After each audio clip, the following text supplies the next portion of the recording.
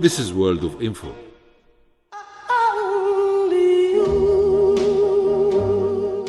We're coming from Studio 3. My name is Dr. Amr Mabrouk. Dua Muhammad is at the control. And we are with you for 1 hour.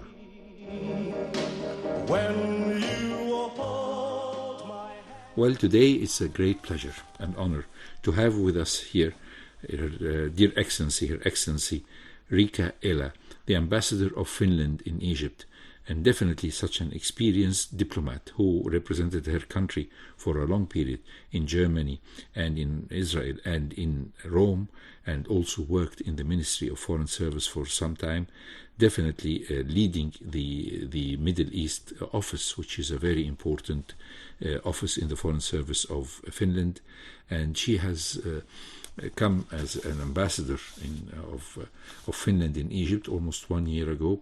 This makes us very proud that among her great business and being busy for a lot of things, she was kind enough to come in our program, and really we're very glad to have you. Really, Madam Ambassador, it's really very kind of you to come to our program. Thank you very much for honoring us with this visit. Thank you. The pleasure is all mine. Well, a lot of people, what they know about Finland is mixed things. Everybody, because of the social media, is talking about that Finland is the happiest country in the world. I read a book about that. We had long discussions off air with you, Your Excellency, about this book, but we're not going to talk about that directly, because Finland is not just happiness. Finland is a country, a respected country, and a country that has seen a lot until it was able to secure a good status for all its people. And the happiness is, by the way, defined not by being smiley or happy, but that all the needs of the citizens are more or less satisfied with their basic and humane needs. And this is what we call happiness. Finland is a Nordic country in Northern Europe. It borders Sweden to the northwest, Norway to the north, and Russia to the east, with the Gulf of Bothnia to the west and the Gulf of Finland to the south, opposite Estonia. So how did this rich geography affect Finland, Madam? It has affected us a lot. In a way, we are a border country. We consider, and we have always considered, and I will come to that later, but we have always considered us as part of Nordics, as part of West, if that is still an existing concept, and we have a very long border with Russia, 1,300 kilometers. It is approximately like the border of between Egypt and Sudan, or between Egypt and Libya. Very long, partly Libya, yes, very long and partly empty border, lots of forest. And now, particularly today, when the border is closed, we are in a way an island. And we are very dependent on our harbors. So we have great port authority expertise, and we are very aware of the sort of we have this mentality that we have to cope alone if it gets difficult, and this of course shapes the mentality.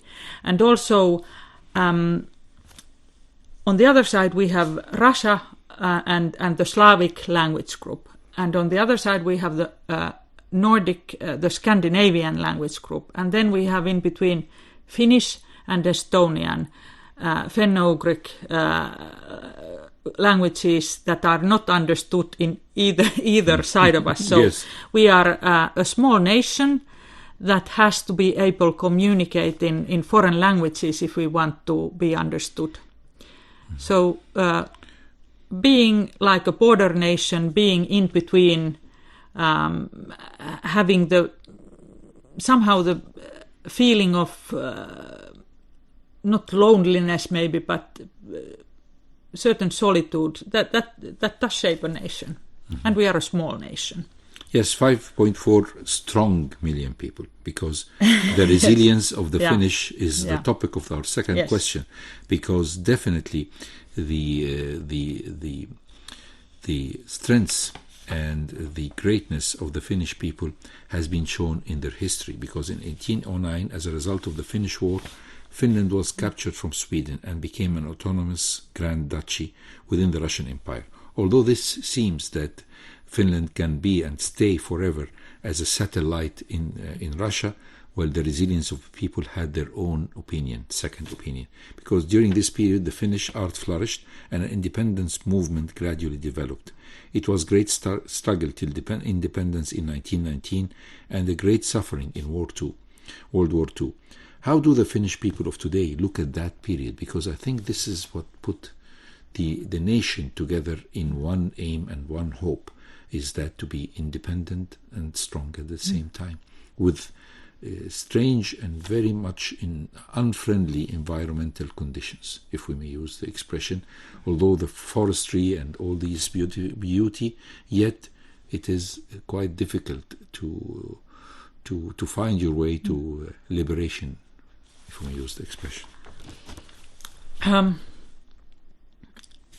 I would look at the Finnish history that there was a sort of a jump in 1809.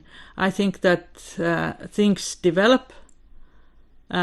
Finns were there at the same place under different rules, and what happened during the Swedish period shaped what was it like during the Russian period, and what was in the Russian period shaped what was it like when we became independent. I think that sort of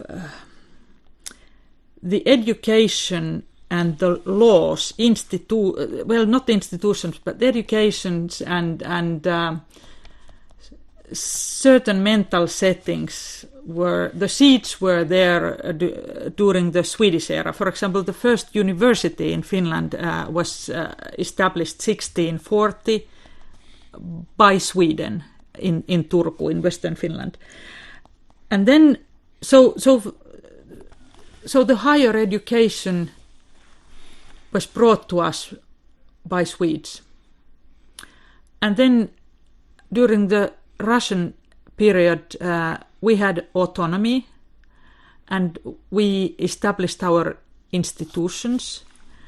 One might say that we then became aware of Finns as people and nation, and of course we were sort of then became this national romanticism. The wave went through Europe. We already had the education, we had the institutions, we were sort of prepared. I think if we now look at the Russian era, of course, the Russian war of aggression in Ukraine sort of shadows now our thinking also about the past.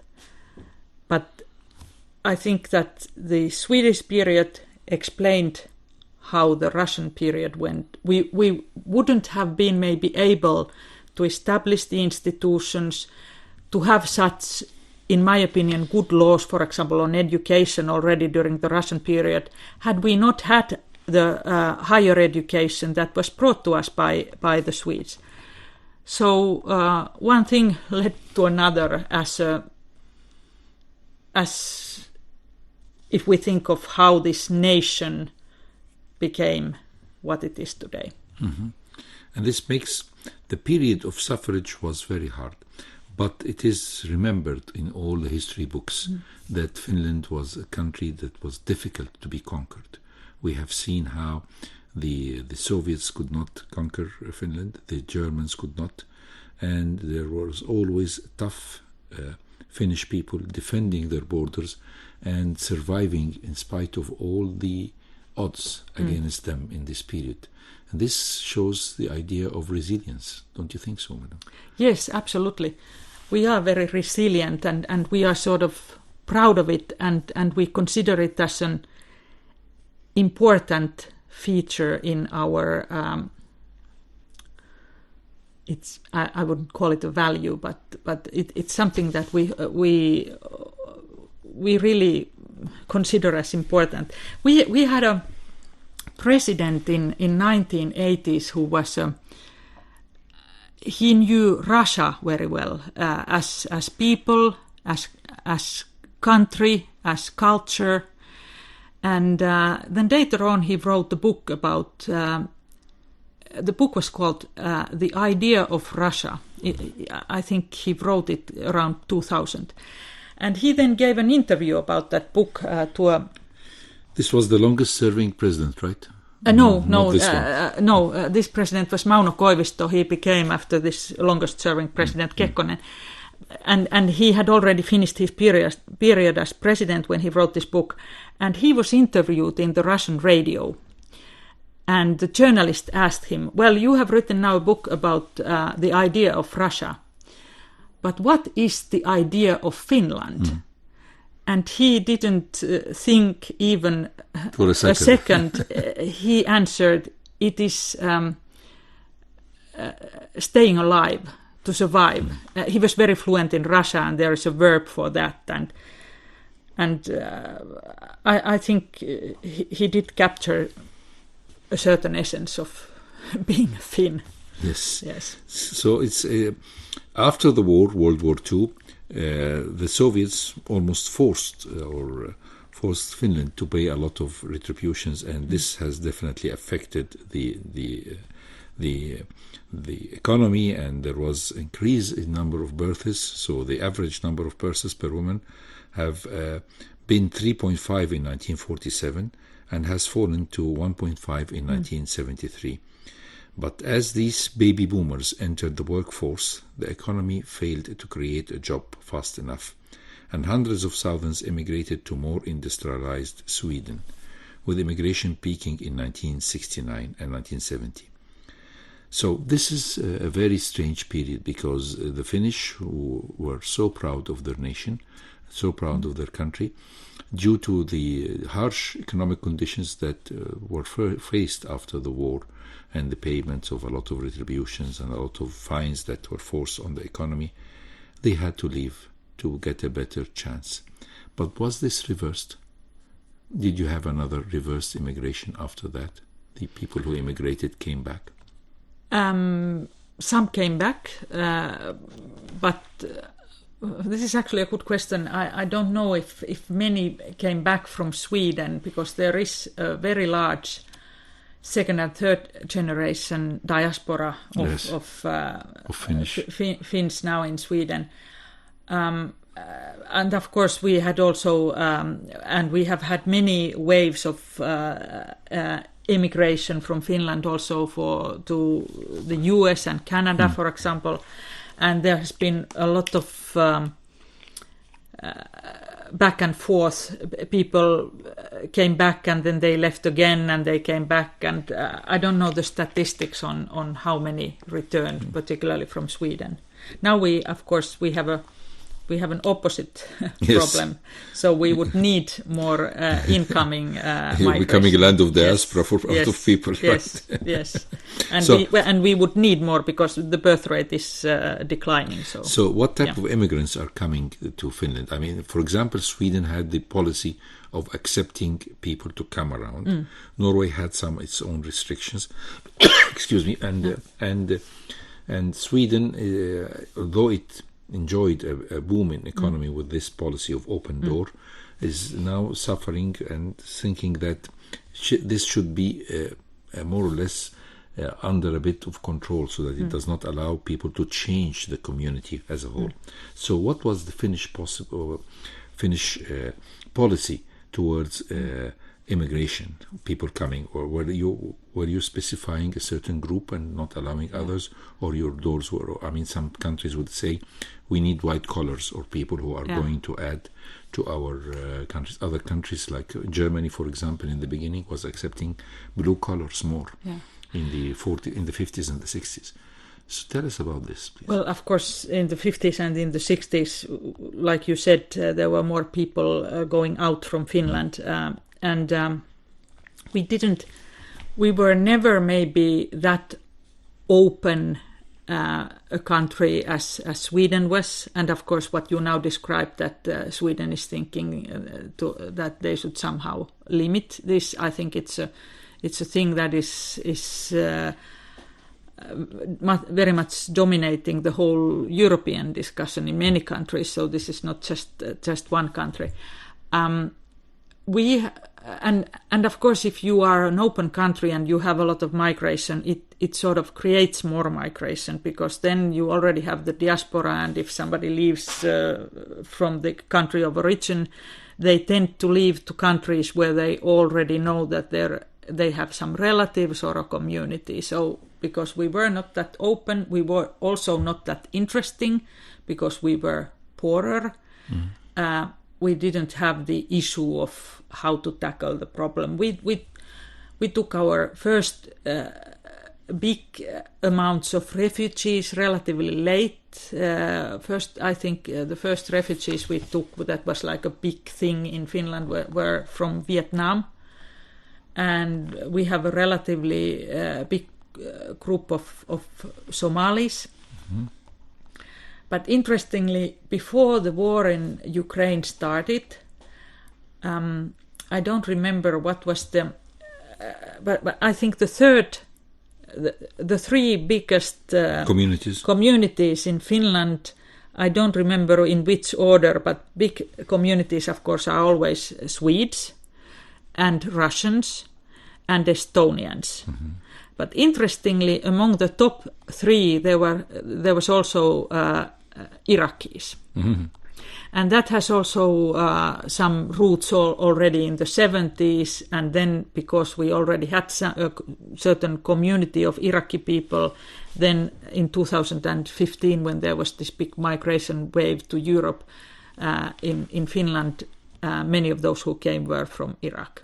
Mm-hmm. So we also have a relatively big Iraqi community. So this can be attributed, of course, that during the 50s, 70s and 80s, Finland has started to improve its economy, and they say even in the 90s, Nokia is one of the important pillars of building the economy, although it paid a heavy price by not going into the big phone system, which is the use of the screens, and this made them lose the advantage that they had. Nokia, but I think Nokia has reinvented itself now. Yes. It's doing very strongly in the network. Yes. It's no longer doing mobile phones. Yes, that's what I know. The metamorphosis that happened helped them to survive. It's like dinosaurs when metamorphosis, right? and sort of in the ruins of the old Nokia, if you wish, to the mobile industry. We have quite many spin-offs now and sort of startups that were created by those people who were on the mobile. Yes. Yeah. I think this is really very important. But the most important thing that is bringing the subject of the happiness is the welfare state, because during the 70s and the 1980s, Finland has built one of the most extensive welfare states in the world.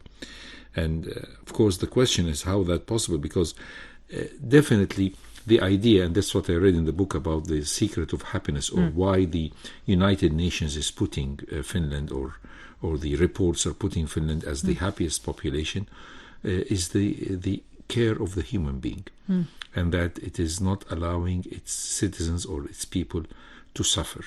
There is food always that is given sometimes in the midday for students or for pupils, or even in the universities, or for even people who are presumably having not very good economic support. They will find people who are giving them food or warm meals or whatever this. And of course, in spite of that, we have heard of the high rise of suicide, but Finland got exposed to that problem, and then they decided to support the counseling and the psychological support, and having strong, efficient hotlines for suicide, and many other suicide being, and of course this really makes the world happiness. Tell us about this, because a lot of countries have their good welfare system of health and education and all this, but the umbrella spreads in wider vicinity to cover even more people in need. If we may discuss this point. Yes. Well, perhaps first I'll go back to the welfare state and healthcare and education, and I would like to point out that after the Second World War, I think that one sort of leading idea of how do we move on with this, all these war restitutions we had to pay and all this, there was a sort of a political consensus on that the only way forward is to emphasize national unity, and the unity is only there if everyone is included and everyone has equal access to services. So early on it was, for example, the free school meals were an old innovation in Finland, so it was already before the war, and there was vivid discussion already at the end of the 19th century about the importance of providing the meals. And after Second World War, there was already legislation on quality of the school meals. I mean, poor country focusing on this kind of legislation. It's actually quite incredible. So there was a general consensus that this is the only way forward, and then everything we have sort of developed, for example, regarding taxation, is extremely transparent. So there is a trust in the system. People understand why they are paying the taxes, and they see where the money is going. And sometimes it annoys our the wealthier people in Finland that also their tax information is public. But I think it is exactly it's not so that people could, see what their neighbor is earning and gossip about it. But it is really an important part of this trust that has to be in the society if you want it to function. And we see now also scary examples what happens when the trust is not there. So democracy is not enough, checks and balances is not enough. You also have to have a certain amount of transparency and trust, and people have to feel that they all belong to the same society. I think this was quite difficult because you are covering a lot of advanced countries or developed nations support education, support health. But for a country to take even one of its policies to support housing system for the impoverished or for the people who cannot afford, this gets to another level, because this is one of the pillars of progress in Finland.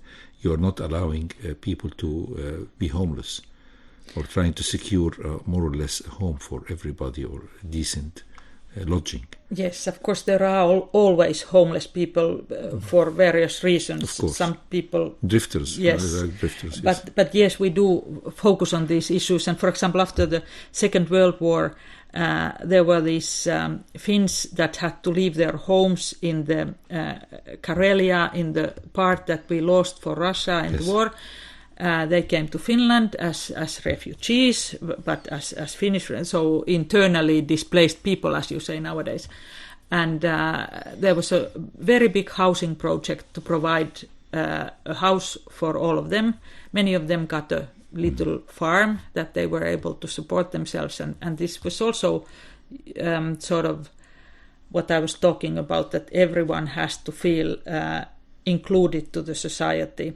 And maybe on this education, I would like to mention this point that some countries that value good level education, they put a lot of emphasis on the talented students and give extra support for them. And this is, of course, also an ongoing discussion in Finland. What kind of education is good education? But the basic idea of the Finnish education system is that you have to give extra support for those who are lacking behind, so that we make sure that everyone who gets out from school is really able to read and write and know the basics of mathematics. So we also, because we are a small nation, we cannot afford having people who made it through the school system without learning anything. Mm-hmm. This is very important, because I read a report recently, maybe 3 or 4 years back, about the education in schools of Finland, and said it is one of the best schooling system available in the world, which of course puts that in the index of happiness. And now you have answered the question, is that nobody's allowed to stay backwards. A lot of, they would direct you, if you are not interested in higher education, to become a physicist or a physician, but they will support you to get a decent education, to have almost like a high school grade or something, so that you can function in whatever you need, right? And it's not, if we come to the topic of happiness as such, it's education is of course part of it, and being included to the society is part of it, and the trust in the society is part of it.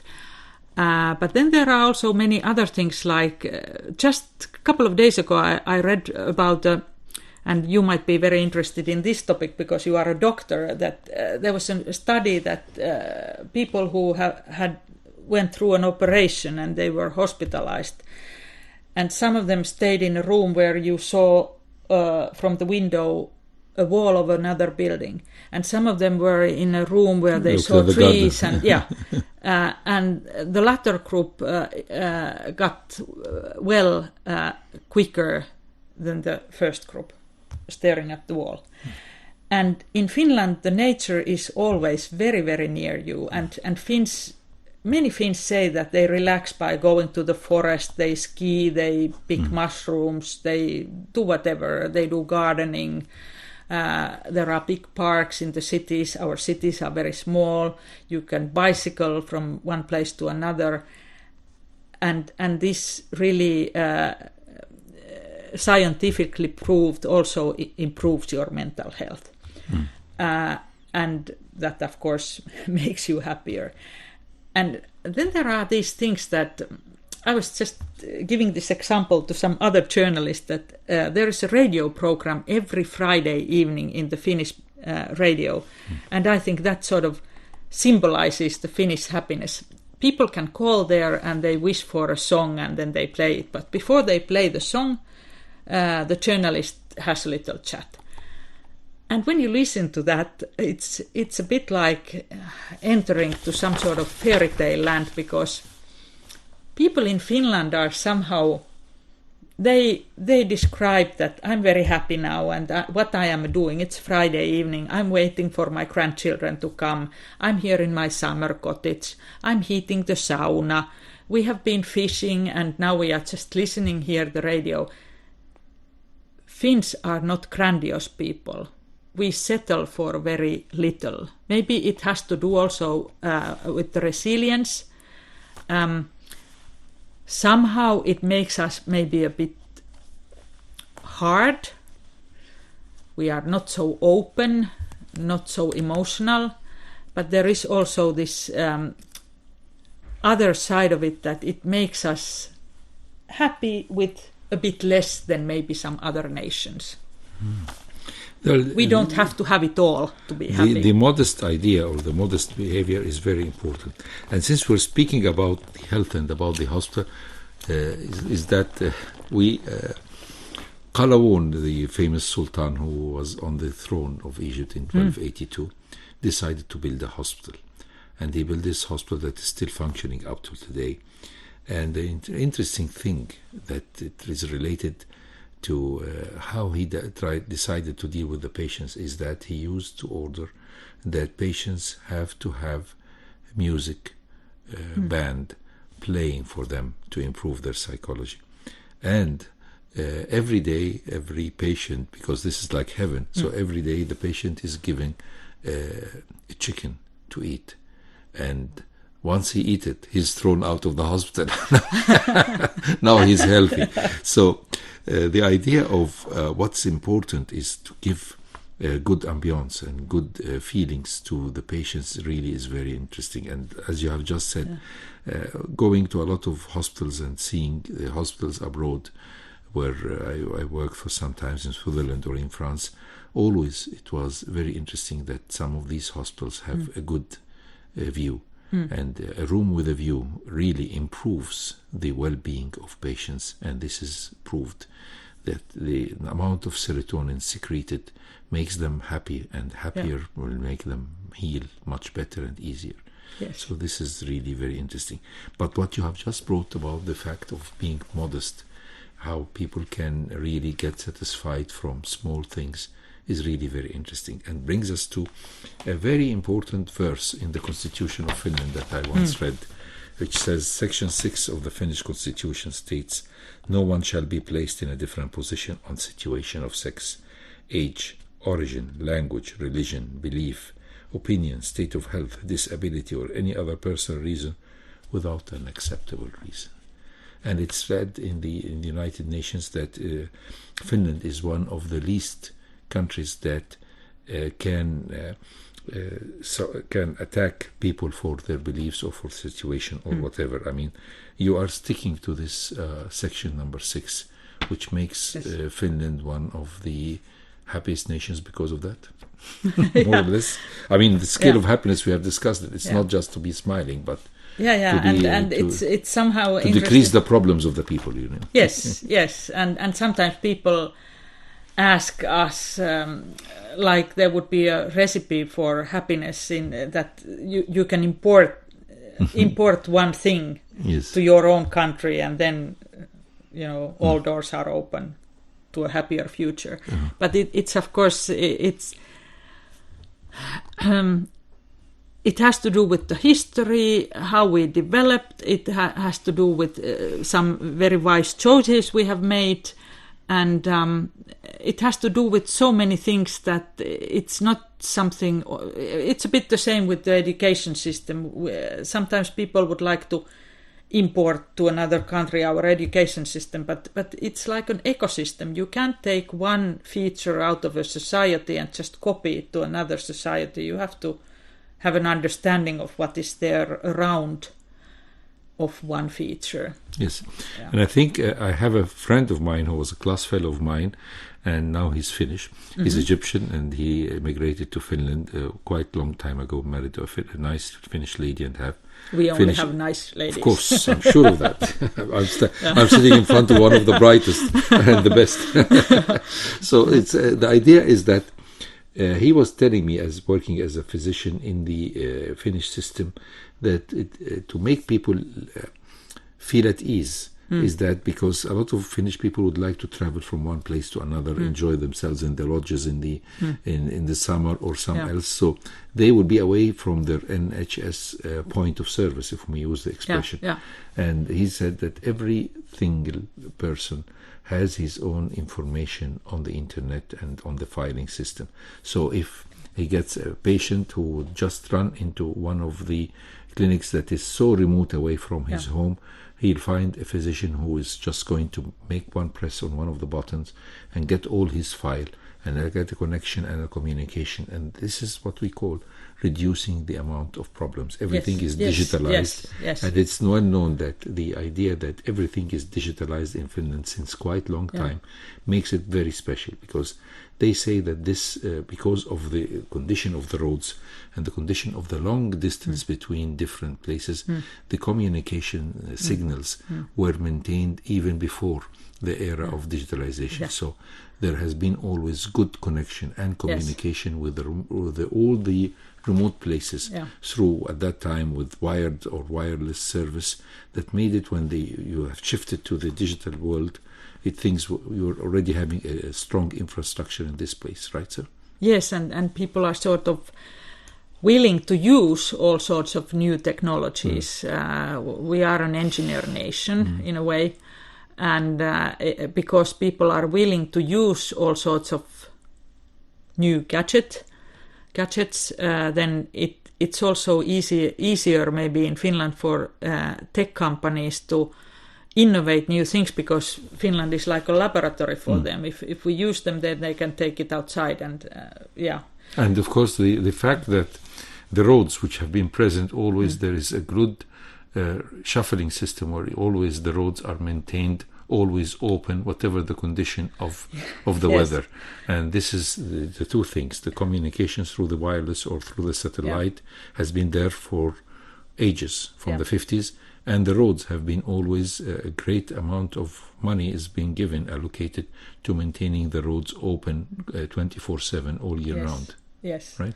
Even if there's heavy snowfall, Finnish schools are not closed the next day. We have seen what happened in the States last week. Unfortunately for the children, they would like to stay home because and play. the children were having very good time in the United States last week because of this storm. Yeah. So I think we have covered a lot of things about Finland, and after the break we'll talk with Her Excellency Ambassador Riika Eela about Ambassador of Finland in Cairo. We'll talk with her about Finnish-Egyptian relations. So stay tuned with us in Radio Cairo with the World of Info. After the break, we're coming right away. So, still listening to Radio Cairo, the World of Info. My name is Dr. Amr Mabrouk. Dua Muhammad is still at the control. And we are here with Her Excellency Ambassador Riika Eela, the Ambassador of Finland to Cairo, and talking about the Egyptian-Finnish relations, which makes it very special relations because in 1922, Finland has declared its acceptance of the establishment of the independent Egypt, and we started having official relations since 1922. That makes it almost 104 years ago, right, Madam? Yes. And this makes Finland a great friend of Egypt. Tell us about this special relation. Well, first of all, it's of course a bit funny if you think that Finland in 1922 was sort of the old nation, because we had already been independent for 5 years, and Egypt, the ancient, great Egypt, was sort of the young nation that we were recognizing. It was not young politically. Yeah. It was a bit young politically because of the system, but Egypt was independent all the 19th century with only nominal Ottoman control, nominal, expression, but until the Brits came. Yeah, but there is certain irony if you think that Finland really is a very sort of, in comparison, a very young nation with a very sort of short history as a nation, and then. But Egypt, you have a lot ancient. of artifacts from the Stone Age, including that the fact that Finland was involved in a lot. I mean, there were very highly advanced people, because once you reach the period of making artifacts, this gives them a message that these people were advanced. Yes, they are not just herders, or they are not just hunters. No, they were established and they were living in a society, and therefore they were able to make artifacts. This makes them very special. Yes, you are right, but we are no pyramid nation. But yes, so the relation goes quite far, and I think for many years it was a very trade-oriented relation. Finland was exporting a lot of forest-related items, just wood. Egyptian, we called it Egyptian timber in Finland, because it was a certain kind of timber that was exported, and that was sort of the core of our relation. Having said that, though, there has, like I'm sure in every corner of the world, there has always been this interest in Finland towards ancient Egypt and the great history, and we have had scientists, individual scientists coming here very early on, before Finland was independent, during the Swedish era and during the Russian era, and then we have had these. We have had several archaeologists, and then we have this very famous in Finland, very famous writer called Mika Waltari, who wrote this book called The Egyptian. Yes, you talked about that in your Day of Independence, and it made me very interesting to discuss it. And I said, you promised us to tell us about this book. Yeah, and it has been voted by the Finns as the most loved novel, Finnish novel of all times, and it's called The Egyptian. And the name of the author? Mika Waltari. And he had never been to Egypt. He wrote this book in 1946. He was an enthusiast. He was reading everything about Egyptology that he could find. When he went to Europe, he went to all the museums. And then he wrote this fiction, finally. And it's a very popular book. It's 800 pages in Finnish. Yeah, but 400 pages, 350 pages in English. Yeah, I think someone, the one who translated, felt a bit, lazy. Too much repetition. Let's cut here. But you had your own opinion about the book, saying that you didn't. A lot of Finnish people of today don't like the idea of feminism of it. Right? Many people like it. I'm sort of, because I have to confess, I spoke about it also at the Independence Day reception with great length, but I still haven't read the whole book. When I was a teenager and a young adult, I was always starting it so many times that when I now open it, it opens at the page 82, because that's where I always got stuck. Now I have been reading it from here and from there. I have been listening it as an audiobook. I have read several studies about how Mika Waltari came about to write this really a world peace novel. But now, as I'm adult and I again tried to read it, I realized that the thing that probably has always bothered me a bit that it is a very, very masculine book and somehow like a bit chauvinistic, if you may. That the women characters in that book are not they are not many, and they are maybe not all that pleasant or that interesting. And maybe that is the thing that sort of, for me, is the thing that I never sort of got into the flow of that book. Yeah. That's really a very interesting opinion. So the Finnish have taken up in their school ancient Egypt, and they became all of them fond of course of the pyramids, and that's why Egypt is well known for all the Finnish people. And the second important point when we're talking about the Egyptian-Finnish relations was the Mika Waltari book, The Egyptian, which attracted the attention of millions of, may use the expression, of Finnish and interest in Egypt, because I think and I believe that it was talking about the pharaonic period and mainly Akhenaton period, more or less, right? I don't know how you pronounce it, the Akhenaton. Akhenaton, yes. Akhenaton. And so this makes him a very special person, because he's dealing with the most important period of history of ancient Egypt, which is full of a lot of romanticism and a lot of religion and very human activities, behavior of love, prejudice, hate, and revenge, and a lot of things that are all present in this Tell Amarna period, which we can talk about for ages. But let's talk about Finnish-Egyptian relations. So this made the Finnish interest in Egypt. Let us talk about what the Egyptians know about Finland. Is that everybody in Egypt more or less knows two things. First of all, they know about this scale of happiness, and we have discussed it. And I think it is now clear for our listeners of what is the definition of happiness. And the second important point is that everybody knows about the sauna, or the Finnish sauna.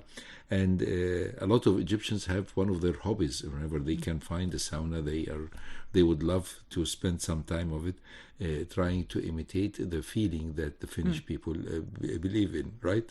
More or less. So this is one of the greatest, if we may use the word, emotional exports from Finland to Egypt. It's not necessary that the Finnish companies are exporting Finnish sauna to Egypt, but the Egyptians have heard about it, have tried it, a lot of them have tried it, and a lot of them find it really very relaxing. So what else This is the common sense of the Egyptians. So let's talk more about the Egyptian-Finnish relations as regards investment, as regards tourism, and as regards the Egypt of today and Finland of today. Just maybe briefly, I think that there is a thing that people, at least I come across more often than the sauna.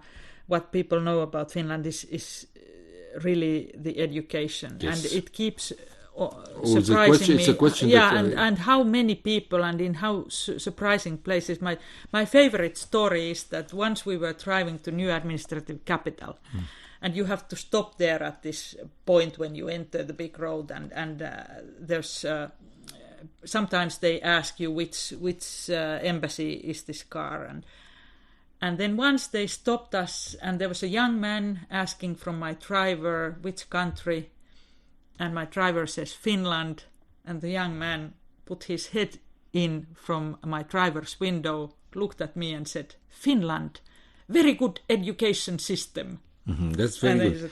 Because this has been published in all the social media 2 or 3 years back, because it was a study, and it was not only on CNN but on all the news stations about how the Finnish education is considered to be the best in the world.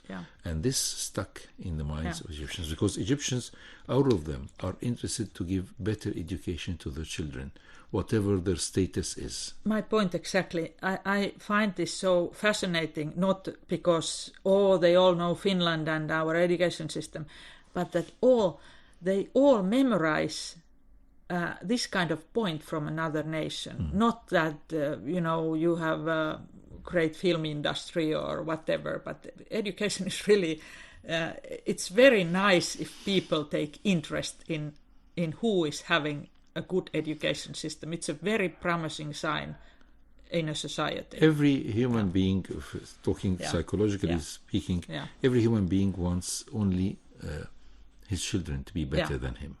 That's and that's you true. And me are the same thing. We want our children to be better than us. Yes, exactly. So, and we know that to have this, you have to give them the best education you can buy. And therefore, when they heard about the Finnish education, it rang a bell for them. Especially they knew that this education is paid by the taxpayers. And so more or less so it is for free. So you don't buy it in so Finland. It's free, yes. But as it comes to the broader topic of Finnish-Egyptian relations, I would say that for one reason or another, our relation was a bit dormant. It has been good all the way, but it has been a bit dormant, and now I'm talking about the political level, for past years. But now we are seeing a new sort of more lively period, and for me, of course, as an ambassador here, it's a very, very good thing, because it's always more interesting to do your work when there's a lot of going on between the two countries. Of course, there are international explanations like the COVID, and also I think we had a bigger Finnish diaspora in Egypt after the until the revolution. But many of those people, for example, if there was a mixed marriage, they opted for Finland and they left and they didn't really come back. So the Finnish community here is not very big. And there are also not so very many tourists, but the tourism is in increase, clearly. And so I think this goes also both ways. Do you think that GEM has caused this, more or less? It entered all the household in Finland? Yes, they've seen the gem. Surprisingly many people in Finland are aware that there is this new big museum, and for example, when I was over there at Christmas, surprisingly many people were asking me about this museum. And of course you've been there, right, madam? Yes. You liked it? But not after the actual opening. So I have seen. You didn't see before. The Tutankhamun collection yet? No, I haven't seen. But I was there in the Tahrir Square Old Museum, so So you think that there is a possibility for Finnish investment here in Egypt? Well, there are already some investments, but still a couple of words regarding tourism. I think also Egypt was traditionally a place where Finns would come to an organized package trip, flights, hotels, all included. But Finns nowadays like more traveling individually. But I think that the thing of the improvement of the infrastructure that happened in the recent years, of having the roads and making it easily and feasible, for example, to travel in a very safe road from Hurghada, which is the site that people like to go, you can have a very short trip to Luxor and see whatever you want, and it's be and a I one-day think this trip. is also one thing that people are also in Finland now more and more doing. Also from Hurghada to Cairo, or from Sharm el-Sheikh to Cairo, the roads are improved with what the president adopted, President Sisi. So this really have it you has felt that you have been around, right? We feel, and also that. But what I wanted to say is that because Finns now like to more, tailor their own holidays, they tend to choose the countries where you have a direct flight. And unfortunately, we haven't had for a while a direct flight Helsinki-Cairo. We are not very far away from each other. Yeah. But when there is no direct flight, then suddenly it can be like 12 hours. Exactly. And that's a lot if you only have like 4 or 5 days for your holiday. So you're trying to negotiate something between the Finnair or between Egypt Air? I think my counterpart in Helsinki is more active in this regard, and I'm really full support from my side. Let's put it this way. This is about the tourism and the rising interest of tourism, and we have talked about the Egyptian fondness of the education system and the sauna and the book. Let's talk about the investments. Yes. Yeah. We have even some does Egypt export anything to Finland? Very little. The trade is very off balance, and it's mainly fruit and fruits. Yes. So we are also, of course, working on this end of our relations, but of course I'm here more to promote Finnish trade to Egypt, and then my excellent counterpart, I must emphasize, Egypt has an excellent ambassador in Helsinki. He's of course Mr. Mohammed Ghoneim. Greetings to him if he's listening. Yes, we'll send him the link. Mohammed Ghoneim, right? He will have His Excellency Ambassador Mohammed Ghoneim. Yes. He's trying to attract investment to Egypt, and you are trying to attract Egyptian investment in. Yeah, and I'm trying to promote Finnish trade to Egypt and Finnish export, because we are a very export-driven country.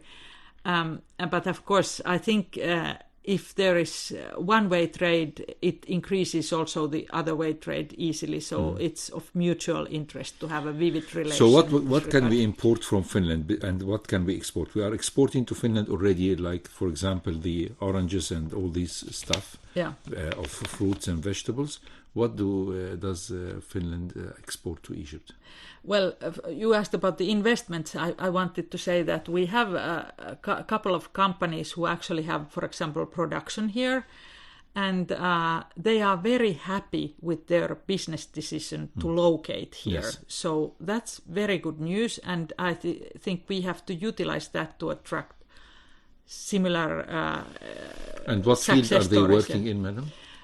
For example, we have a company that has several factories on packaging, and they also export from here.